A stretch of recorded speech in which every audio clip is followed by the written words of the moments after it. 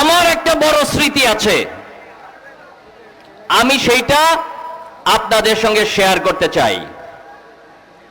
1/11 যখন হলো তখন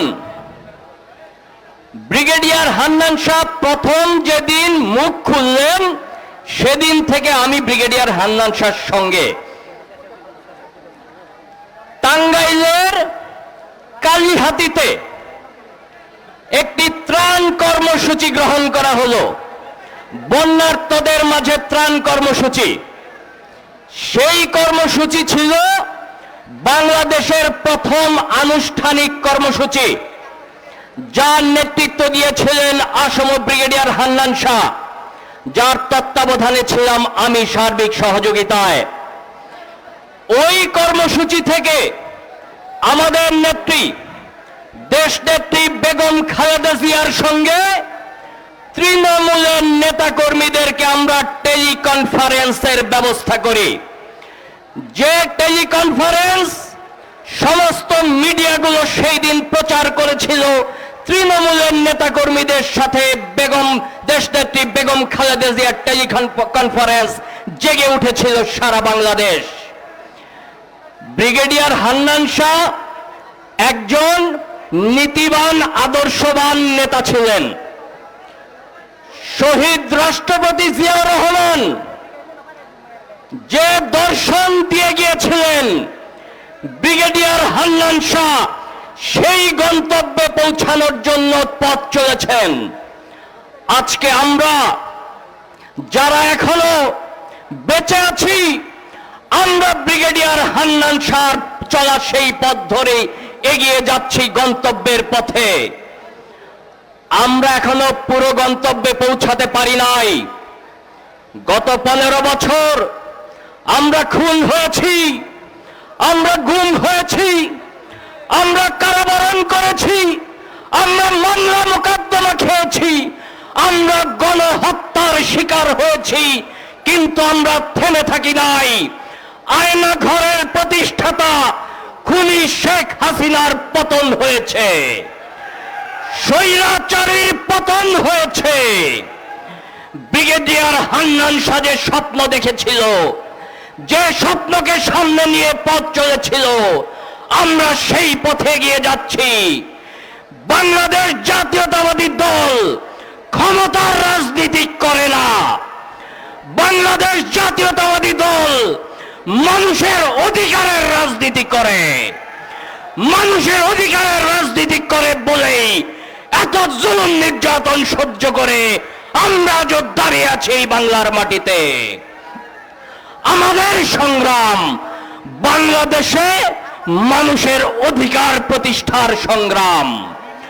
আমাদের নেতা বিএনপির ভারপ্রাপ্ত চেয়ারম্যান দেশনায়ক তারেক রহমান বাংলাদেশের মানুষকে বারবার ঐক্যবদ্ধ করেছেন, জাগ্রত করেছেন মানুষের অধিকার প্রতিষ্ঠার জন্যে, ভোটের অধিকার প্রতিষ্ঠার জন্যে, বাঁচার অধিকার প্রতিষ্ঠার জন্যে। আমরা মানুষের ভোটের অধিকার প্রতিষ্ঠার জন্য পথ চলছি। আমাদের নেতা মির্জা ফখরুল ইসলাম আলমগীর সাহেব আপনাদের সামনে মূল্যবান বক্তব্য দেবেন। আপনারা তার বক্তব্য শুনবেন, দিক নির্দেশনামূলক বক্তব্য দিবেন। ইনশাআল্লাহ আমরা বাংলাদেশে মানুষের ভোটের অধিকার প্রতিষ্ঠা করে বাংলাদেশের ক্ষমতা জনগণের হাতে ফিরিয়ে দিয়ে একটি গণপ্রজাতন্ত্রী বাংলাদেশ গঠন করব। আমরা ব্রিগেডিয়ার হান্নান শাহর আজকের এই মৃত্যুবার্ষিকীতে একটি প্রতিজ্ঞা করতে চাই। কাপাসিয়ার মানুষ, আপনারা প্রতিজ্ঞা করবেন, আওয়ামী লীগ যা করেছে বিএনপি তা করবে না। আওয়ামী লীগ যে অপকর্ম করেছে বিএনপি তা করবে না। এই প্রতিজ্ঞাবদ্ধ হয়ে আমি আমার বক্তব্য শেষ করছি। খোদা হাফেজ। বাংলাদেশ জিন্দাবাদ, বাংলাদেশ জাতীয়তাবাদী দল জিন্দাবাদ, দেশনেত্রী বেগম খালেদা জিয়া জিন্দাবাদ, দেশটার তারেক রহমান জিন্দাবাদ, শহীদ রাষ্ট্রপতি জিয়া রহমান অমর হোক, অমর হোক। এখন বক্তব্য রাখবেন বাংলাদেশ জাতীয়তাবাদী দল বিএনপির কেন্দ্রীয় কমিটির সমাজ সভা সম্পাদক মুন্সিগঞ্জ জেলা বিএনপির সদস্য সচিব, সাবেক ছাত্র নেতা এবং স্বৈরাচারের বিরুদ্ধে আন্দোলন আতঙ্ক জনাব কামরুজ্জামান রতন। বিসমিল্লাহির রহমানির রহিম। রতন, সম্মানিত উপস্থিতি, আসসালামু আলাইকুম। আজকের এই আসম ব্রিগেডিয়ার হান্নান সাহেবের স্মরণ সভায় ব্যানারটা ছোট, কিন্তু স্মরণ সভা এমন এক ব্যক্তির উপলক্ষে এখানে হচ্ছে। স্মরণ সভা আজকে এক জনসভায় রূপান্তরিত হয়েছে। ছাত্রদলের শিশির, তোমাকে বিশেষভাবে অনুরোধ করছি, স্লোগান দেবে না, 2 মিনিট স্লোগান দিও না।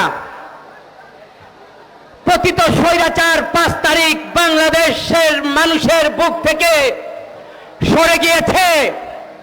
পাহাড় পরিমাণ যার জনপ্রিয়তা ছিল, যেই আওয়ামী লীগ বলতো সেই শেখ মুজিবুর রহমানের কোন মূর্তি বাংলাদেশে নেই। কাপাসিয়াতে যখনই এই ব্রিগেডিয়ার হান্নান সাহেবের জনসভার কথা শুনি, তখনই ছুটে আসি। ব্যক্তিগতভাবে জাতীয়তাবাদী ছাত্রদল, এই ফজলুল হক মিলন, আপনাদের পাশেই মনোহরদীর কীর্তিবাল্টি গ্রামের মাহবুব বাবলু, তাদের হাত ধরে যখন জাতীয়তাবাদী ছাত্রদল করতে শিখলাম, সাহস নিয়ে রাজপথে সংগ্রাম করতে শিখলাম, তখন আমাদের অভিভাবক ছিলেন এই আজকের যে স্মরণ সভার মাধ্যমে যাকে স্মরণ করে আপনারা উপস্থিত, তিনি হলেন আজকের এই ব্রিগেডিয়ার হান্নান শাহ। এই কাপাসিয়ার মাটিকে সাক্ষী রেখে আপনাদেরকে স্যালুট জানাই।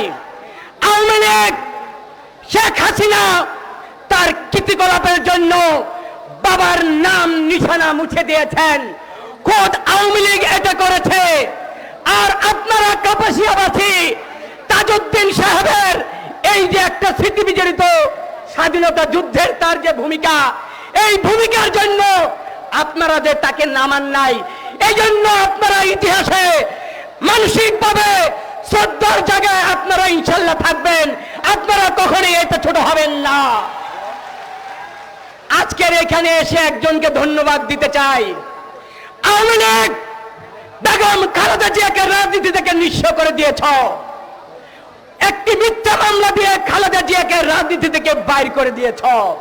কিন্তু ইতিহাস সাক্ষী দেয়, তাজউদ্দিনের সন্তান সোহেল এখন সে বলে, যারা খালেদা জিয়াকে মাজুর করে রাজনীতি থেকে নিঃস্ব করে দিয়েছে তারই সন্তান সোহেল তাজ আজকে আপনারা দেখেছেন সাক্ষাৎকার দিয়ে বলে, খালেদা জিয়ার উপর যে অভিযান হয়েছে, আমি সাক্ষাৎ করে বেগম খালেদা জিয়ার কাছে মাপকে অনুশোচনা জানাবো।